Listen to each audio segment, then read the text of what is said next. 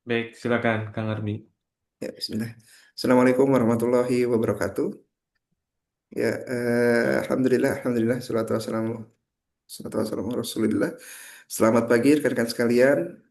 Sudah berkenan hadir pada kajian rutin kita di setiap hari Jumat, 2 minggu sekali untuk melakukan kajian rutin di pagi hari. Dan juga terima kasih kepada Ustadz Adni yang telah hadir di tengah-tengah kita pada pagi hari ini. Meskipun kita kajian rutinnya memang melalui daring secara online, tapi insya Allah niat dan apa yang kita lakukan juga dicatat sebagai amal kebaikan oleh Allah dan memudahkan kita menuju surganya Allah. Amin. Dan untuk tema pagi hari ini kajiannya masih melanjutkan di pembahasan sebelumnya itu sikap moderat dalam beragama ya Ustaz. Masih Ya. melanjutkan pada pembahasan sebelumnya dan mungkin rekan-rekan sekalian apabila ingin mencatat dipersilahkan karena memang untuk mengikat ilmu itu salah satunya dengan tulisan. Mungkin untuk waktu dan tempatnya saya persilahkan kepada Ustadz Adni. Tafadhol Ustadz. Baik, terima kasih Kang Arbi. Kita mulai Bismillahirrahmanirrahim. Assalamualaikum warahmatullahi wabarakatuh. Alhamdulillahirabbil alamin wa bihi nasta'inu ala umri dunya waddin wassalatu wassalamu ala asyrafil anbiya'i wal mursalin nabiyyina wa rasulina Muhammadin wa ala alihi wa ashabi ajmain wa alaina ma'hum wa fihim birahmatika ya arhamar rahimin rabbi shrah li sadri wa yassir li amri wahlul 'uqdatam min lisani yafqahu qawli. Allahumma alimna ma yanfa'una wanfa'na bima 'allamtana wa tawaffana muslimin wa alikna bis-sholihin amma ba'd. Baik, terima kasih buat Kang Ardi dan juga rekan-rekan yang sudah hadir. Alhamdulillah kita bisa berkumpul pada pagi hari ini dalam rangka talabul ilmi. Sama-sama belajar yang semoga dengan hal tersebut Allah mudahkan semua urusan kita, memberikan keberkahan dan juga memudahkan kita semua menuju surganya. Dan sebagaimana biasanya kita lanjutkan kajian kita terhadap eh, kitab atau ringkasan Riyadhus Shalihin yang disusun oleh Imam An-Nawawi. Dan terakhir itu kita sudah membahas sampai di hadis 143. Saya share screen terlebih dahulu ya.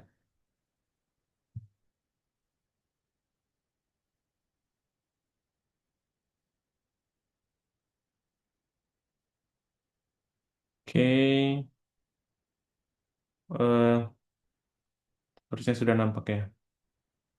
Ya, Ustadz. Baik, ini hadis yang ke 153 kemarin sudah kita bacakan ya. Dan mungkin poin-poin penjelasannya yang belum selesai. Karena memang kemarin itu ada sedikit, biasalah kalau online itu kendala teknis, jaringan ya, masalah slow connection dan semisalnya yang ya semoga pada pagi hari ini tidak terjadi. Dan intinya adalah hadisnya bicara tentang masalah ada 3 orang yang datang kepada istri-istri Nabi SAW menanyakan tentang bagaimana ibadah Nabi SAW di rumahnya. Karena memang ini sifatnya rahasia bukan untuk publik, maka memang mereka mendatangi rumah Nabi SAW. Karena kalau ibadah Nabi yang di depan publik, mereka bisa tahu dari sahabat yang lain atau bisa mereka saksikan secara sendiri. Baik, di antara faedahnya kemarin, ini saya agak, kalau kemarin saya screenshot, saya coba pindah ke tulisannya biar lebih enak dibaca. Nanti materinya juga tolong ingatkan ke saya, bisa saya bagikan juga ya buat teman-teman sekalian. Mungkin yang sekalian mau sekalian belajar bahasa Arab. Dan saya ingin ngasih disclaimer terlebih dahulu bahwasanya kita ngambil fawaidnya ini dari kitab Bajatun Nadirin, Syarah Riyadhus Shalihin. Dan mungkin ada tidak, kalau teman-teman bandingkan dengan catatan yang asli, mungkin tidak semua poin saya cantumkan. Ada beberapa poin yang saya kira baiknya di take out saja. Eh, tapi secara umum kita ambil dari kitab itu dan bahkan juga ada beberapa poin yang saya kira perlu penjelasan. Saya tambahkan di sini ya. Saya kasih dalam kurung itu penjelasan dari saya. Baik, kemarin sudah kita bahas bahwasanya di antara faidah dari hadis ini adalah yang pertama kita dianjurkan untuk mengikuti kondisi dari para ulama karena dengan hal tersebut itu memberikan kita motivasi. Di sini diambil dari ketika 3 orang tersebut datang kepada rumah-rumah Nabi, datang kepada rumah istri-istri Nabi untuk mengetahui bagaimana ibadah Nabi. Ini tentu kaitannya juga dalam rangka lebih memotivasi mereka. Nah, begitu pula kita ketika kita belajar hadis itu juga dalam rangka memotivasi kita. Begitu pula ketika kita belajar tentang masalah eh, tarojim atau biografi dari para ulama, ya. Itu juga memotivasi kita di mana itu merupakan tradisinya para ulama. Sebagian ulama bahkan khatam berkali-kali kitab yang sangat tebal seperti Syiar A'lamin Nubala karya Imam Az-Zahabi karena mereka dalam rangka untuk memotivasi diri. Jadi seperti yang saya pernah dengar dari sebagian ulama Syekh Masyhur ya. Kalau tidak salah saya dengarnya langsung beberapa, udah lama banget.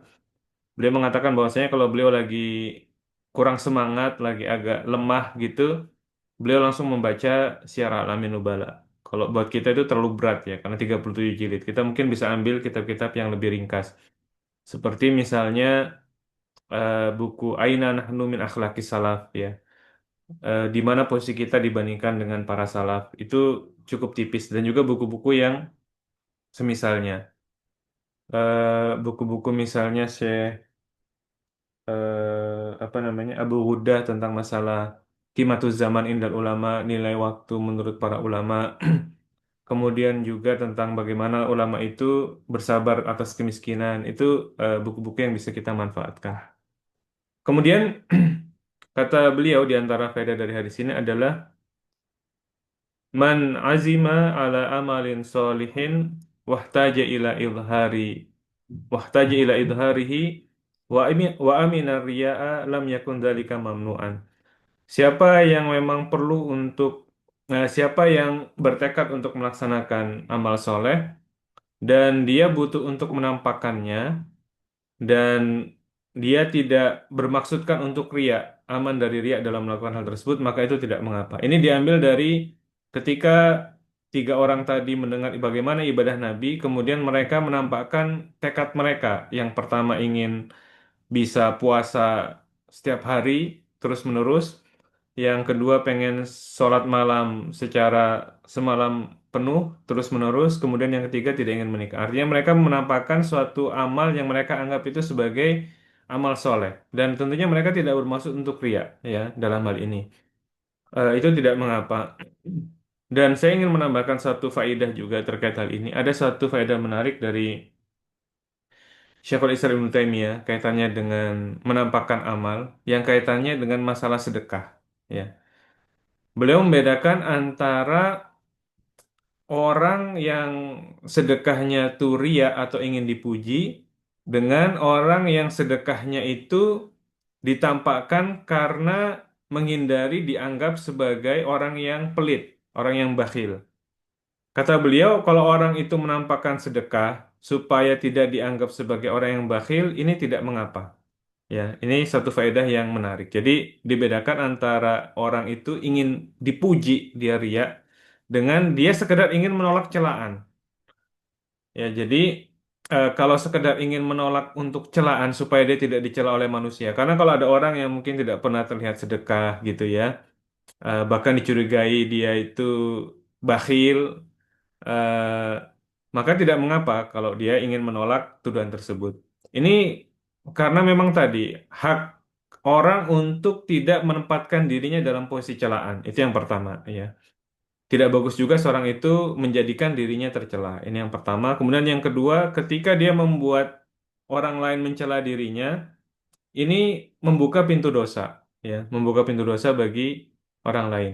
Ada sebuah kisah juga dari sebagian salaf, saya agak lupa namanya, yang mana salaf ini eh, dua-duanya memiliki cacat dalam fisiknya. Kita tahu banyak ulama salaf itu yang memiliki keterbatasan dalam fisiknya. Kalau nggak salah yang satu itu salah satunya namanya Al-A'raj. Ya, itu seorang perawi hadis yang dia sikoh, yang dia terpercaya, tapi dia pincang. Kemudian yang satu lagi saya agak lupa siapa namanya, yang tapi intinya dia itu eh, mengenai punya masalah dalam penglihatannya. Kalau nggak salah dia picek buta sebelah. Nah, satu ketika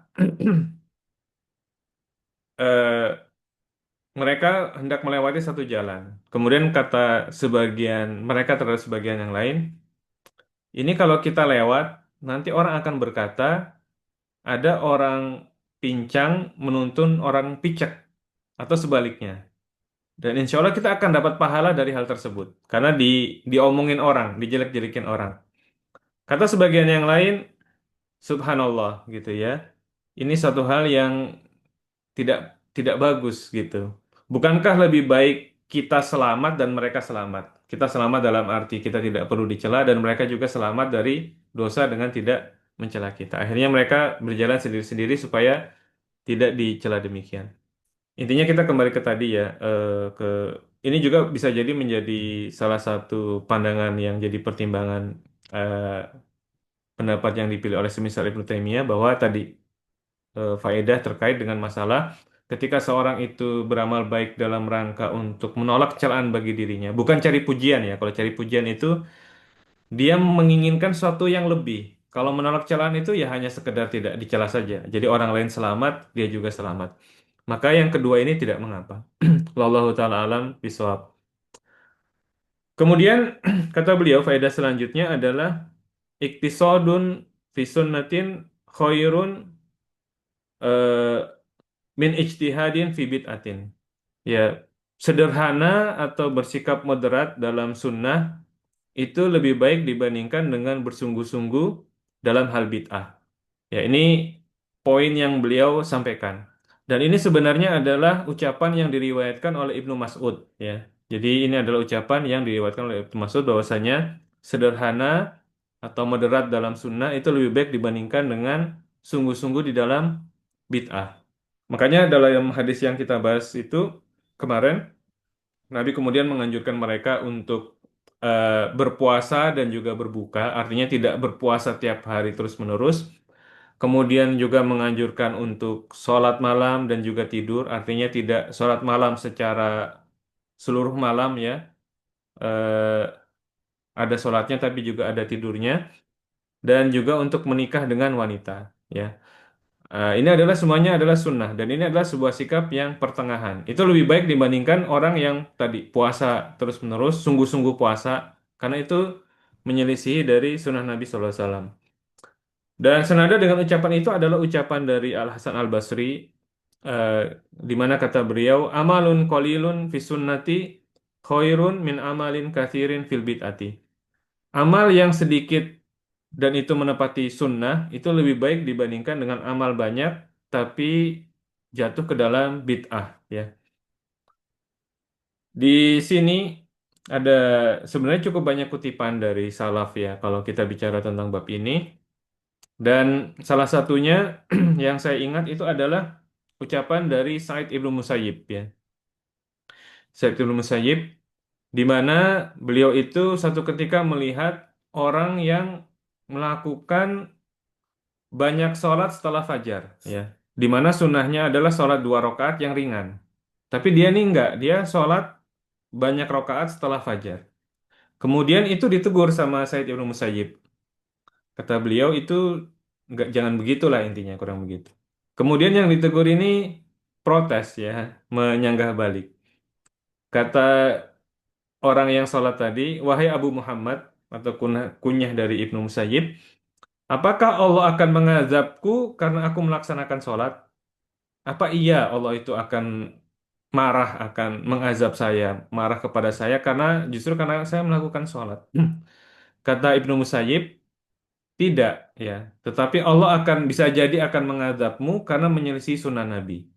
Ya. Jadi perkaranya bukan masalah memperbanyak ibadahnya, bukan ibadahnya problemnya, ya, bukan niat yang baik, tapi problemnya adalah ketika engkau menyelisihi sunnah dari Nabi. Dan ini sebuah jawaban yang sangat luar biasa ya. Dan ini kata para ulama membantah semua bid'ah ya. Karena tadi satu orang tadi berniat baik, tapi dia menyelisih sunnah. Dan yang jadi problemnya adalah penyelisihan terhadap sunnah, bukan dari sisi ibadahnya itu sendiri.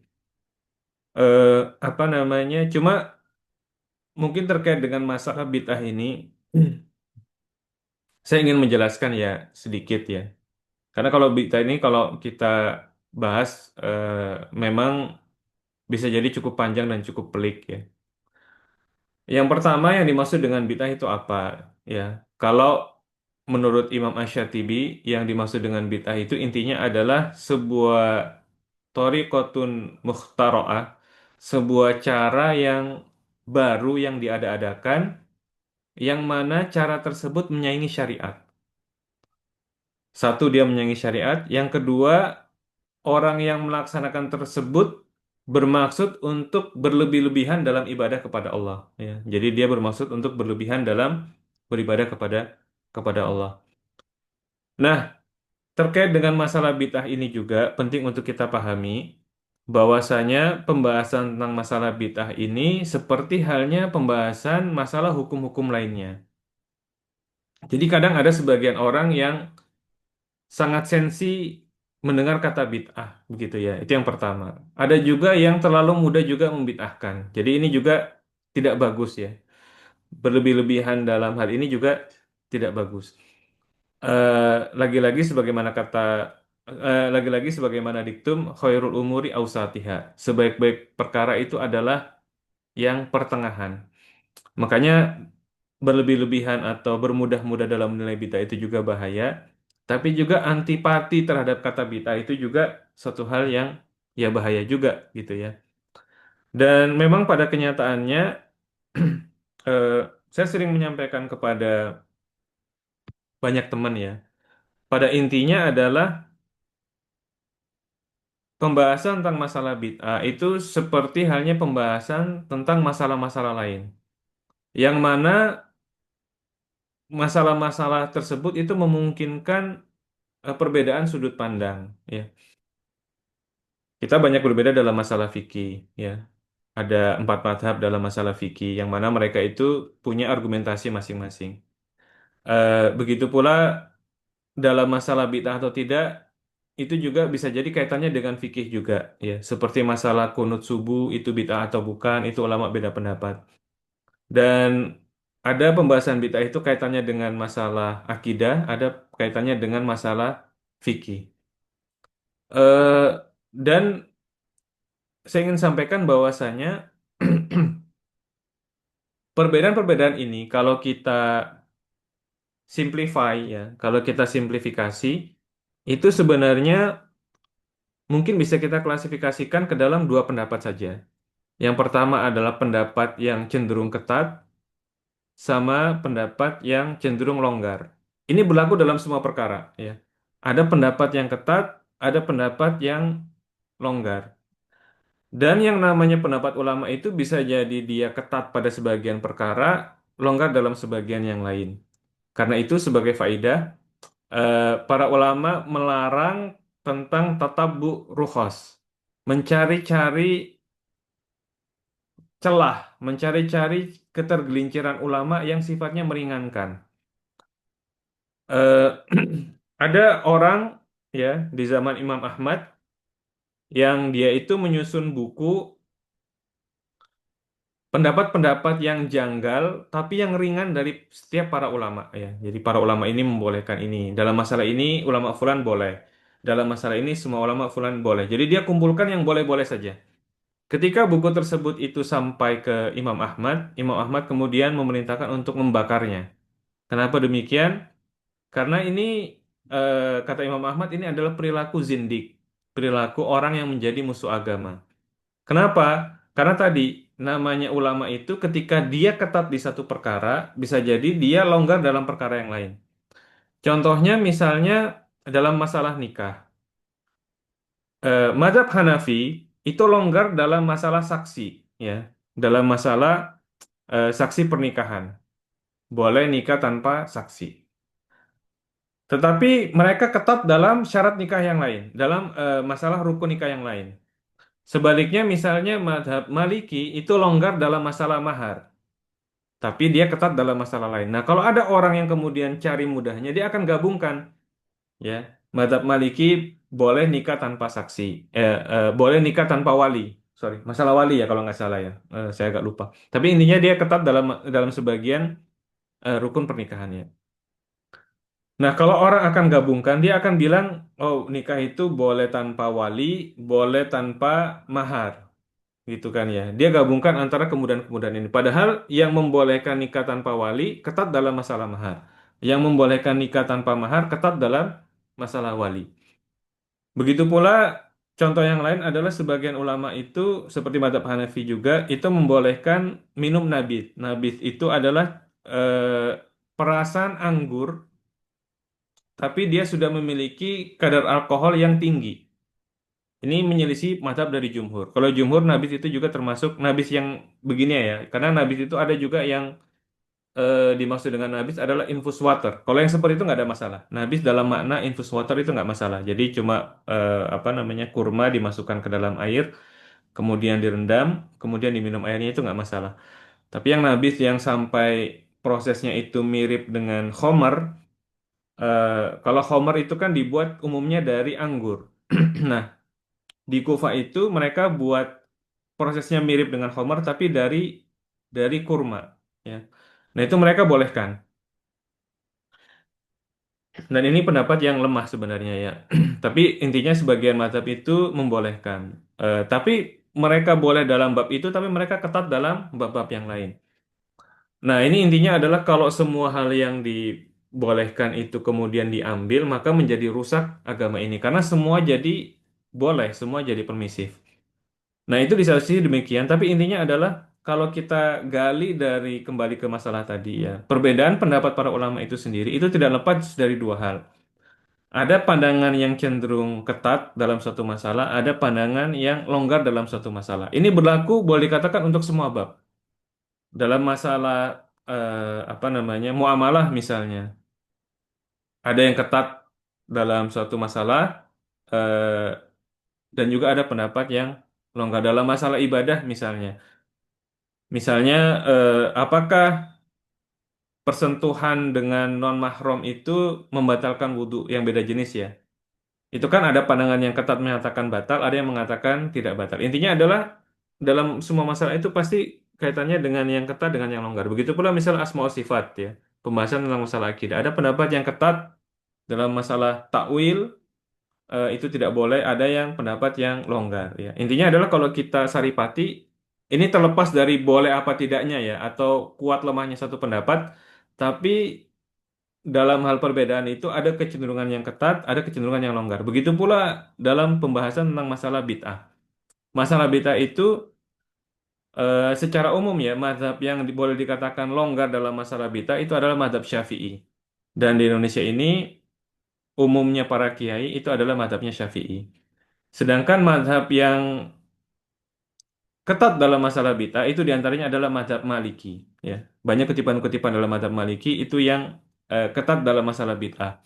Makanya masalah bid'ah itu juga bisa jadi ada perbedaan pendapat dengan para ulama dalam menentukan ini bid'ah atau tidak bid'ah ya. Eh, nah, sebelum ketika kita membahas bid'ah atau tidak bid'ah, kita penting untuk memahami bahwasanya ibadah itu terbagi menjadi dua. Ini saya jelaskan dari perspektif saya ya. Jadi kalau teman-teman pengen saya ngasih gambaran petanya seperti tadi, bahwasanya memang ada perbedaan pendapat.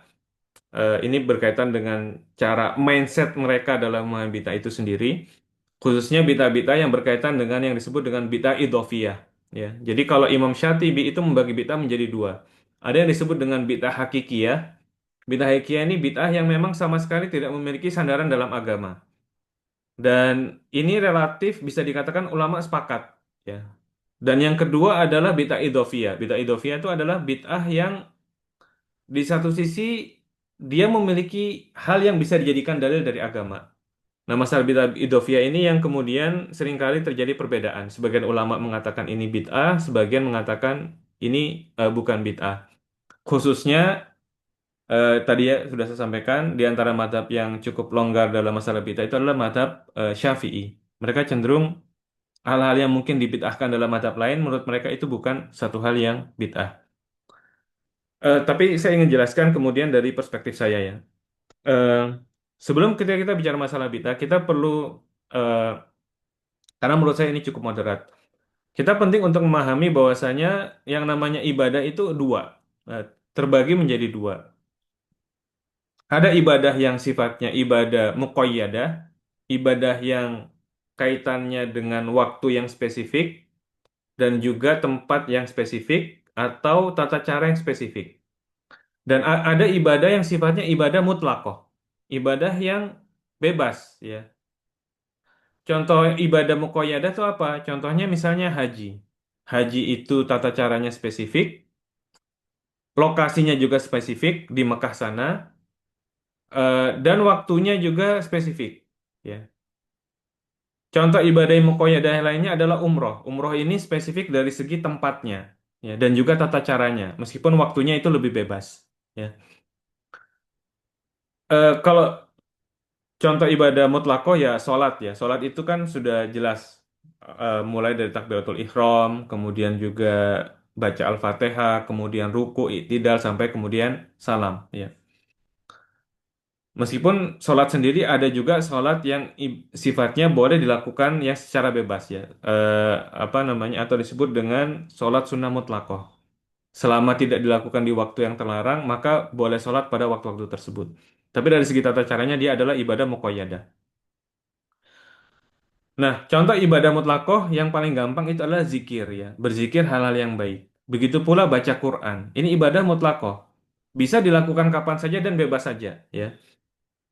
Nah, kaidahnya adalah kalau ibadah itu sifatnya muqayyadah, kemudian kita rubah menjadi mutlakoh, maka kita jatuh ke dalam bid'ah.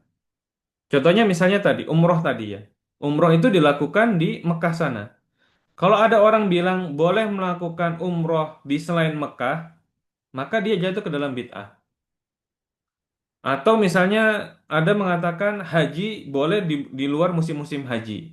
Misalnya ada eh, pandangan nyeleneh gitu ya.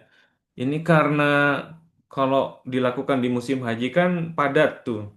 Cuma dilakukan di bulan Dzulhijjah gitu ya, manasik haji. Mulai dari apa namanya? hari hari ke-8, hari Tarwiyah, kemudian sampai hari Arafah dan seterusnya. Itu pasti padat karena semuanya jadi satu di waktu yang sama dan di tempat yang sama. Kemudian mungkin ada satu ide nyeleneh, ya udah kita laksanakan aja haji di luar dari waktu haji. Maka dia pasti jatuh ke dalam bid'ah. Kenapa? Karena haji itu merupakan ibadah yang muqayyadah, sudah terikat waktunya dan juga tempatnya. Ketika dia mengubah satu yang muqayyadah menjadi mutlakoh, dibebaskan dari waktunya, ini jatuh ke dalam bid'ah. Begitu pula misalnya tata cara sholat misalnya. Udah jelas itu muqayyadahnya kan mulai dari takbiratul ihram sampai salam. Kemudian dia ngerubah, dia rubah tata caranya. Jadi eh, apa istilahnya? Misalnya dia habis iktidal dia ruku begitu ya. Eh, atau habis sujud dia bukannya berdiri dia ruku. Ini mengubah suatu hal yang jelas-jelas muqayyadah dirubah tata caranya ya. Takyidnya sudah jelas ya. Ikatan-ikatannya atau ketentuannya sudah dijelaskan dalam syariat, tapi dia rubah. Maka yang seperti ini otomatis jatuh ke dalam bid'ah. Nah, begitu pula ketika kita mengubah yang mutlakoh menjadi muqayyadah itu juga bid'ah juga. Syariat tidak menentukan misalnya baca Quran itu bisa kapan saja. Terus ada orang yang enggak, saya mau baca Qurannya itu menurut saya lebih afdol misalnya jam 6 pagi. Nah, ketika dia menentukan ini lebih afdol tanpa ada dalil dari syariat, maka dia telah jatuh ke dalam bid'ah. Karena yang berhak untuk menentukan kapan satu ibadah itu afdol dilakukan itu ikatannya ada di syariat. Ketika seorang membuat syariat sendiri tanpa membawakan dalil syar'i, maka dia telah berbuat bid'ah. Ini satu apa namanya pemahaman yang penting ya. Tapi bahwasanya mindset ibadah itu ada yang mutlaqo dan muqayyada itu secara umum disepakati oleh para ulama. Ya. Nah, terkait dengan masalah pengkhususan, ini juga penting untuk dipahami bahwasanya pengkhususan itu kaitannya dengan motif seseorang.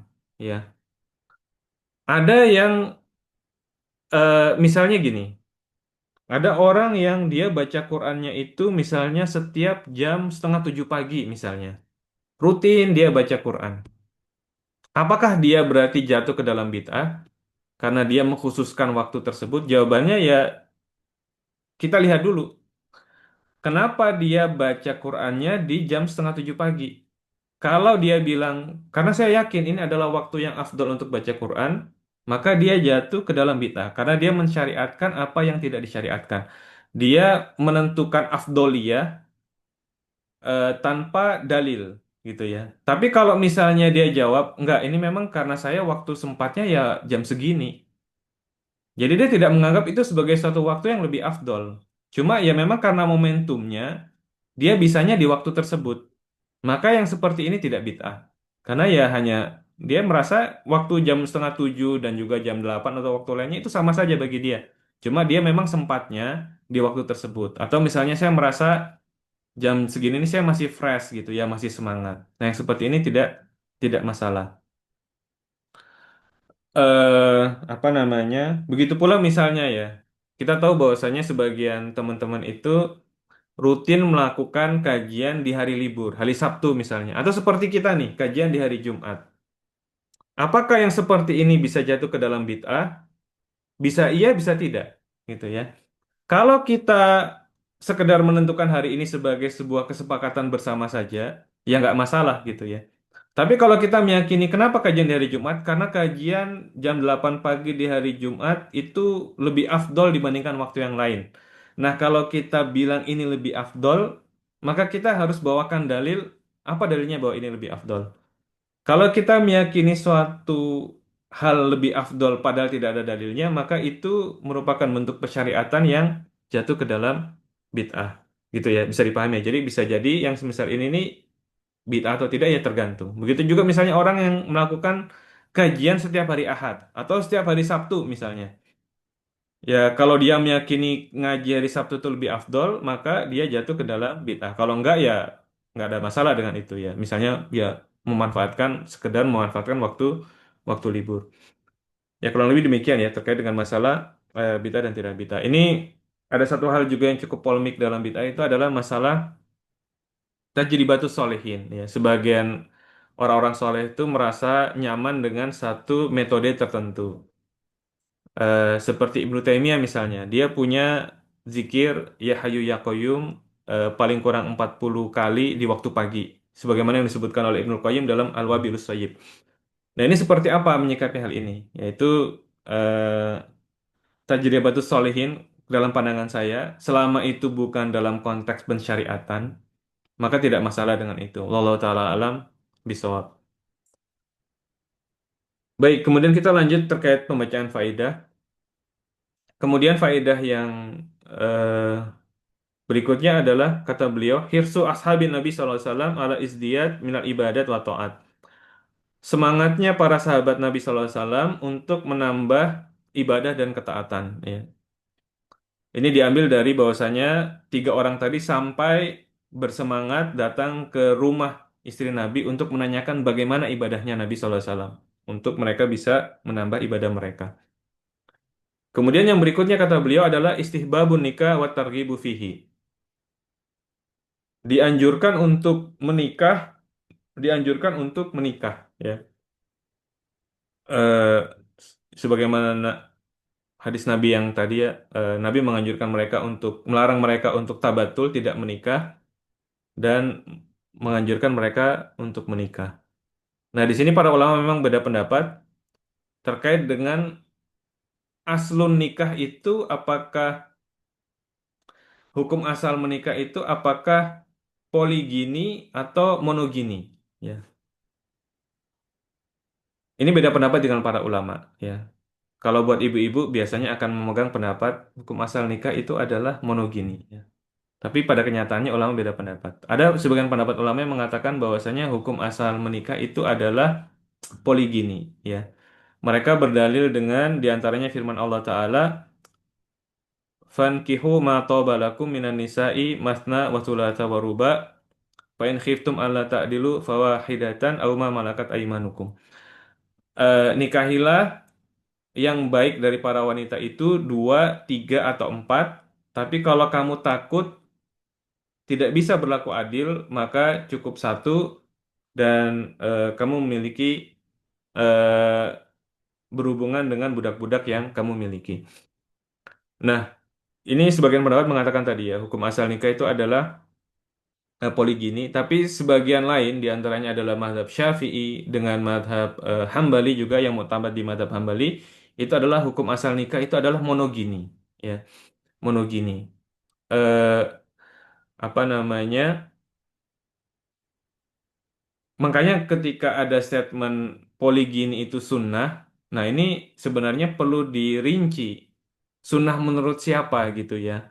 Ya memang betul sunnah menurut pendapat yang mengatakan bahwasanya hukum asal nikah itu adalah poligini. Tapi menurut yang mengatakan bahwasanya hukum asal nikah itu adalah monogini, maka ya poligini itu bukan sunnah.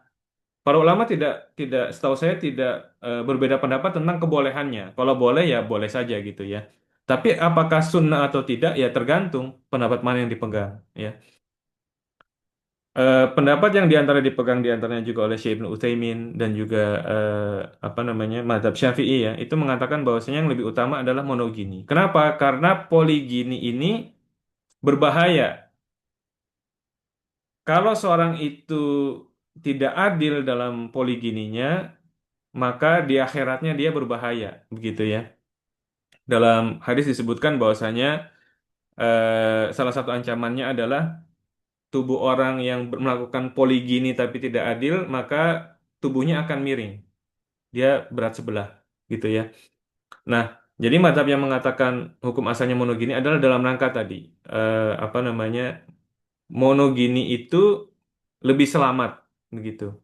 Kecuali bagi orang-orang yang memang punya kebutuhan khusus ya. Misalnya dia syahwatnya tidak cukup tersalurkan hanya dengan satu istri misalnya.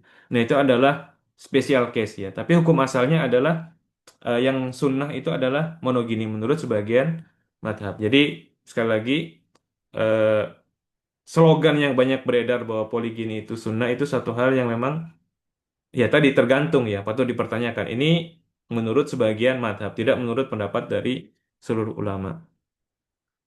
Baik, kemudian kata beliau, eh, hormatu siamid dahri, ya. Haramnya melakukan puasa secara terus-menerus. Yang dimaksud dengan puasa secara terus-menerus ini maksudnya adalah puasa setiap hari, bukan puasa tidak berbuka ya. Kalau puasa tidak berbuka orang nggak lama langsung meninggal gitu kan ya. Yang dimaksud adalah berpuasa setiap hari. Jadi hari ini dia puasa dari terbit fajar sampai terbenamnya matahari, besok dia puasa lagi, begitu terus setiap hari. Nah, di sini kata beliau, pendapat yang dipilih oleh penulis Bahjatun Nadhirin, Hormatus Yamid Dahri. Beliau berpendapat ini adalah merupakan perkara yang haram, ya. Mengambil dari zohir hadis yang sebelumnya kita bacakan. Tapi setelah diteliti, ini saya memberikan sedikit catatan. Pendapat ini adalah pendapat dari Ibnu Hazm, ya. Hanya segelintir ulama yang berpendapat demikian. Adapun pendapat ulama yang lain dari mazhab Hanafi, kemudian pendapat yang dipilih oleh Ibnu Qudama dan juga Ibnu Taimiyah tidak sampai pada derajat haram, melainkan merupakan suatu hal yang makruh, ya, merupakan suatu hal yang makruh untuk dilakukan, tapi tidak sampai pada derajat haram. Nah, kaitannya dengan bid'ah saya kelewatan ya. Kaitannya dengan bid'ah tadi, eh, sebagian ulama mengatakan bahwasanya ketika suatu itu disebut dengan bid'ah, eh, apa namanya, itu ketika suatu itu dihukum bid'ah, itu lantas hukumnya kemana gitu kan ya. Sebagian ulama mengatakan hukum dari bid'ah itu adalah haram. Ya. Hukum dari bid'ah itu adalah haram. Makanya tadi saya bilang sebenarnya perbedaan pendapat tentang bid'ah ini kita nyikapinya biasa-biasa aja. Biasa-biasa dalam artian sebagaimana halnya sebagian ulama itu beda pendapat tentang masalah halal haram, maka mereka juga beda pendapat tentang masalah bid'ah. Sebagian orang yang sensitif terhadap bid'ah itu merasa ketika dihukumi suatu itu bid'ah seolah-olah dia dihukumi sebagai ahli neraka. Padahal bukan begitu maksudnya. Ya tadi bid'ah itu ya seperti haram. Sebagaimana halnya kan ketika suatu itu dihukumi haram, larinya adalah haram itu kan asosiasinya ke neraka. Karena nggak ada suatu yang haram itu tempatnya di surga kan begitu ya. Tapi bukan berarti lantas kita menafikan adanya perbedaan pendapat dalam masalah halal haram. Ya. Kalau apa namanya? Sebagian ulama mengatakan haram, kemudian Anda meyakini itu tidak haram, ya sudah gitu kan ya. Itu tanggung jawab Anda pribadi kan begitu. Sama seperti misalnya apa ya? Rokok misalnya. Banyak ulama menghukumi itu haram. Tapi ada juga ulama lain mengatakan, oh ini tidak sampai pada derajat haram. Ya kalau Anda memang meyakini itu tidak haram, ya itu tanggung jawab Anda. Tapi ya bukan berarti lantas, oh Anda yang mengatakan haram berarti menyatakan saya ini ahli neraka. Ya nggak begitu juga gitu. Itu suatu hal yang konsekuensi logis. Yang namanya haram itu ya memang konsekuensinya dia akan berpendapat eh, perbuatan tersebut menjerumus ke neraka kan begitu. Sama seperti halnya juga dengan bid'ah. Nah tadi bid'ah itu ada yang mengatakan dia seperti haram, ada juga yang mengatakan ketika suatu itu disebut bid'ah itu belum tentu haram, ya. Dan ini adalah pendapatnya Ibnu Taimiyah. Ibnu Taimiyah mengatakan bid'ah itu bisa jadi ada bid'ah yang jatuhnya ke makruh. Tidak semua bid'ah itu jatuhnya ke haram. Ini secara umum ya nanti akan kita bahas tentang terkait dengan masalah bid'ah hasanah. Kalau nggak salah ada di poin yang di belakang. Kita lanjut dulu tadi ya. Jadi masalah puasa terus-menerus ini ada yang mengatakan haram, itu pendapatnya Ibnu Hazm. Tapi Ibnu Taimiyah juga mazhab Hanafi dan juga Ibnu Qudamah mengatakan tidak sampai ke haram melainkan hukumnya adalah makruh. Kemudian kata beliau, hormatu qiyamil laili kullihi. Diharamkannya sholat malam secara seluruh malam. Artinya dia sholat malam secara penuh tidak tidur, ya.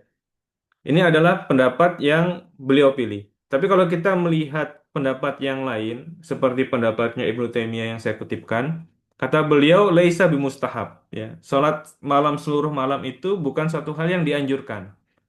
Bal huwa makruhun bisunnati Nabi sallallahu alaihi wasallam. Asabitati anhu. Tapi derajatnya adalah makruh karena sunnah Nabi tidak demikian. Ya.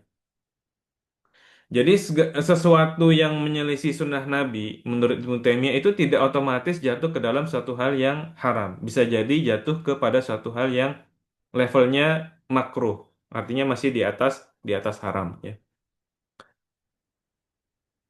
Kemudian di antaranya juga kata Al-Hattab Ar-Ru'aini ini dari mazhab Maliki. Kata beliau, kalau seorang itu sholat malam secara seluruh malam itu menyebabkan dia kehilangan sholat jamaah, maka hal itu makruh. Tapi kalau dia sampai terlewat sholat subuh, ya, karena capek sholat malam, kemudian pada saat subuhnya justru ngantuk tiduran, subuhnya terlewat, maka itu haram, ya. Au tastaddu al-karoha atau kemakruhannya sangat parah, ya, tingkat kemakruhannya sangat parah. Jadi sekali lagi ini juga bukan satu hal yang disepakati oleh para ulama ya. Pendapat dari mayoritas justru tidak mengatakan sampai pada derajat haram. Sebagian ulama lain yang saya ingat ya, kalau tidak salah Imam An-Nawawi dan juga yang lainnya itu merinci dari segi aspek yang ditimbulkannya. Kalau sholat malam itu semalam suntuk itu menyebabkan seorang termudorotkan, dan hampir pasti dia akan termudaratkan kan begitu ya karena memang kondisi fisik manusia ini dirancang untuk tidur. Ketika dia itu memudaratkan dirinya, maka itu menjadi satu hal yang terlarang ya. Tapi kalau tidak termudaratkan contohnya gimana, misalnya dia ganti dengan tidur di siang hari, ya maka itu tidak sampai pada derajat yang jelas tidak sampai pada derajat haram ya. Kalau nggak salah Imam An-Nawawi itu menegaskan bahwasanya meskipun demikian kalau seorang itu tidur di siang hari karena dia sholat semalam suntuk, itu pasti ada sebagian hak yang terlewatkan, ya. Bisa jadi kalau dia bekerja kerjanya menjadi tidak fokus dan seterusnya ya. Ini juga tentu menjadi satu pertimbangan. Kemudian kata beliau, poin fawaid selanjutnya adalah al-mubahat wal mandubat tanqalibu ilal hurmati idza kharajat an hadi Rasulillah sallallahu alaihi wasallam. Satu hal yang mubah dan juga dianjurkan bisa menjadi haram ketika dia keluar dari petunjuk Nabi sallallahu alaihi wasallam. Nah, ini mungkin contoh yang lebih jelas yang tadi saya sampaikan ya. Ada orang yang sholat sunnah fajar, sunnahnya adalah 2 rakaat ringan, kemudian justru malah dia memperbanyak sholat di situ. Maka ini justru malah keluar dari petunjuk Nabi SAW. Makanya dicegah oleh Said bin Musayyib. Dan ini juga menunjukkan bahwasanya yang namanya hukum mubah itu merupakan hukum yang apa ya, yang labil. Yang namanya mubah itu kadang-kadang dalam satu situasi dia bisa berubah menjadi dianjurkan, dalam satu situasi dia bisa menjadi terlarang. Ya, contohnya misalnya tidur. Tidur itu ya satu hal yang pada dasarnya mubah saja. Tapi ketika dia itu dimaksudkan untuk bisa sholat malam dengan baik, dia menjadi dianjurkan. Tidur hukum asalnya adalah mubah, tapi kalau orang kebanyakan tidur, itu jatuhnya bisa jadi ke makruh, bahkan bisa jadi jatuh ke haram kalau sampai tidurnya itu menyebabkan dia melewatkan hal-hal yang wajib, ya. Kemudian yang terakhir untuk halaman ini masih ada lagi di belakang, al-iqtida'u bi Rasulillahi sallallahu alaihi wasallam fit tawassuti wal iqtidali haqiqatut taqarrubi ila Allah taala. Jadi meneladani Nabi sallallahu alaihi wasallam dalam bagaimana beliau moderat dalam beribadah, itu termasuk hakikat beribadah kepada Allah Ta'ala.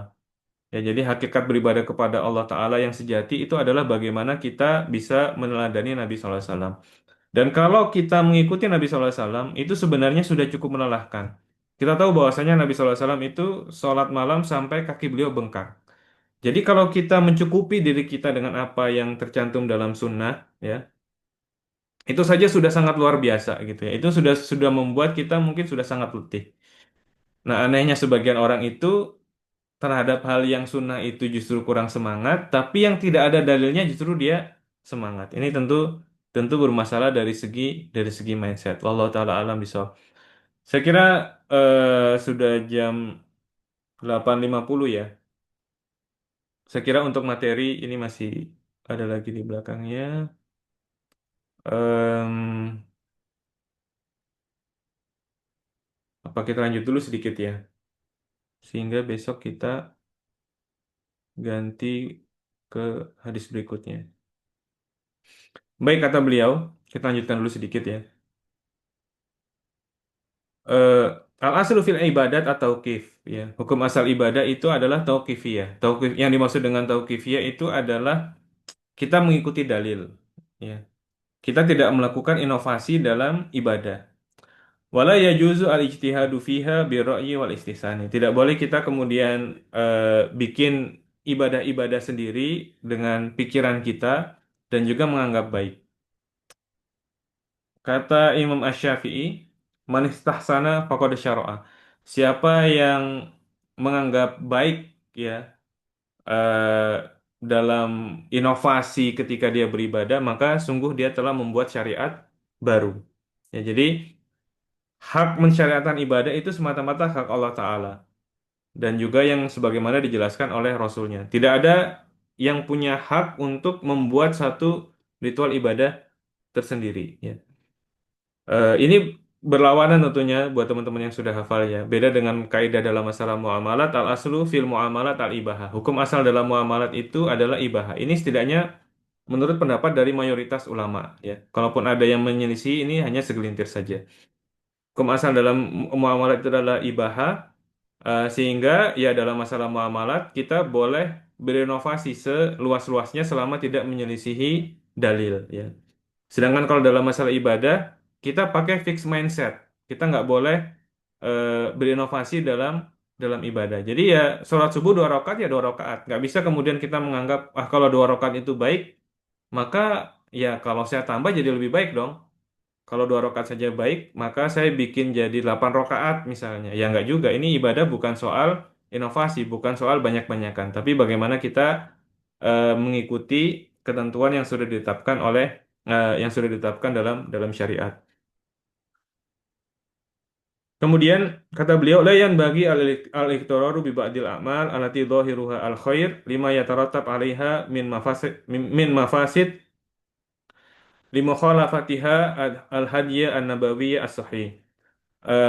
kita tidak selayaknya tertipu oleh sebagian amal yang tampaknya baik. Padahal itu menyelisihi sunnah Nabi SAW. Saya sudah berikan contoh tadi. Contohnya adalah sunnah dalam masalah eh, sholat sunnah fajar itu adalah 2 rakaat ringan. Maka ya sudah kita cukupkan diri dengan sunnah tersebut. Kemudian kata beliau, hadal haditsu aslun fi ibtalil bidai walau kana qasdu ahliha hasanan. Ya, hadis ini merupakan pokok yang membatalkan semua bid'ah meskipun maksud dari pelakunya itu baik. Warahimallahu Ibnu Umar warahimallahu Ibnu Umar al-qail kullu bid'atin dhalalah wa in ra'ahan nasu hasanah. Semoga Allah merahmati sahabat Ibnu Umar yang mana beliau berkata, setiap bid'ah itu sesat meskipun manusia menganggap itu baik.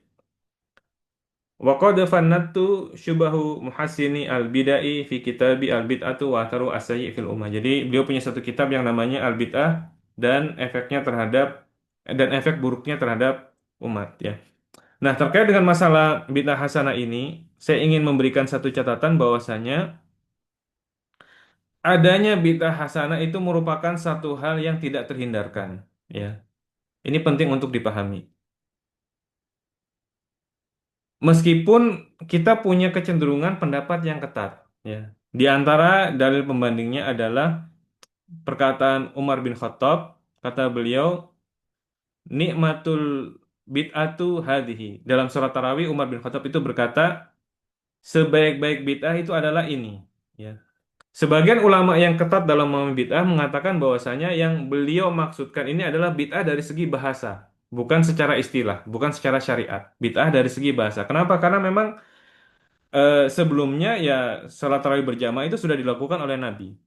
Umar itu hanya sekedar menghidupkan kembali, ya. Dia tidak melakukan satu bid'ah. Jadi ini bid'ah dari segi bahasa saja, secara lughatan, bukan secara istilahan atau syar'an. Namun demikian ini menunjukkan adalah adanya bid'ah hasanah meskipun secara bahasa gitu ya. Terlepas dari bid'ah hasanah ini hanya secara bahasa tapi itu ada meskipun secara bahasa. Jadi sekali lagi saya bilang adanya bid'ah hasanah itu suatu hal yang memang tidak terhindarkan ya. Tapi yang dimaksud di sini seperti yang dimaksud dengan Ibnu Umar ya, itu adalah bid'ah secara istilah, secara syarak ya. Eh, ini kalau kita detailkan bisa jadi perselisihannya ini dari segi pelafalannya, bukan dari segi esensi perselisihan, ya, bukan dari segi esensi perselisihan. Jadi para ulama yang ketat dalam memahami bid'ah itu maksud apa namanya mengatakan bahwasanya semua bid'ah yang dimaksud dalam istilah syariat itu sesat. Taib, kalau begitu ada nggak bid'ah hasanah? Mereka akan mengatakan ada, cuma dari segi bahasa. Ya, intinya kan berarti kan tetap ada bid'ah hasanah, meskipun dari segi penggunaan bahasa. Seperti contohnya adalah yang digunakan oleh sahabat Umar bin Khattab tadi ya. eh Baik. Kemudian kata beliau bahwasanya yang perkara yang dilakukan oleh 3 orang tadi itu terbagi menjadi dua kata beliau. Yang pertama adalah menambah sesuatu yang masyru seperti seorang itu menambah dengan melakukan puasa secara terus-menerus setiap hari. Begitu juga sholat malam secara semalam suntuk itu menambahkan suatu hal yang masyru'. Yang masyru' adalah minimal seorang itu berpuasa seperti Nabi Daud, sehari puasa, sehari berbuka ya. Dia menambah sesuatu yang masyru', akibatnya dia terjatuh pada sesuatu yang tidak masyru' dengan menambah sesuatu yang masyru'. Begitu pula sholat malam ya. Yang masyru' itu adalah seorang sholat malam dan juga tidur. Dia ingin menambah dengan sholat malam secara semalam suntuk. Dan ini menjadi mengeluarkan dari yang masyru' menjadi tidak masyru'. Kemudian yang kedua, jenis kedua adalah tarkul masyru'i tadayunan ya. Meninggalkan sesuatu yang masyru' dan menganggap itu sebagai bagian dari agama. Contohnya adalah meninggalkan nikah ya. Dan ini kata beliau termasuk ke dalam kategori bid'ah tarkiyah. Seorang yang meninggalkan sesuatu dengan niat beribadah kepada Allah ya. Jadi meninggalkan sesuatu dengan maksud tertentu itu dianggap sebagai perbuatan juga. Saya ulangi, meninggalkan sesuatu dengan maksud eh, meninggalkan sesuatu dengan maksud tertentu itu dianggap sebagai perbuatan. Karena orang akan melihat, lah meninggalkan sesuatu itu kan tidak melakukan perbuatan. Kenapa dia dianggap sebagai perbuatan? Dari segi dia tidak melakukan perbuatan benar. Tapi dari segi motifnya, ya dari segi motifnya ini sesuatu yang ada, motifnya itu ada. Makanya dia dianggap sebagai bukan sesuatu yang tidak ada, melainkan sesuatu yang ada. Ya. Dan sesuatu yang ada itu bisa dihukumi. Ya. Sesuatu yang ada itu bisa dihukumi. Ya. Kalau sesuatu yang tidak ada kan tidak bisa dihukumi. Bagaimana dihukumi? Wong sesuatu itu tidak ada. Ya. Tapi ini merupakan sesuatu yang ada. Ya. Semoga bisa dipahami ya. Ini mungkin agak sedikit jelimet. Baik, saya kira demikian ya kajian kita pada pagi hari ini. Semoga bisa dipahami dengan baik. Sebelum kita masuk ke sesi tanya jawab, kalau ada kita tutup sementara. Wassalamualaikum ala nabiyina Muhammadin wa ala alihi wa ashabihi ajmain. Wa akhiru da'wana anilhamdulillahi rabbil alamin.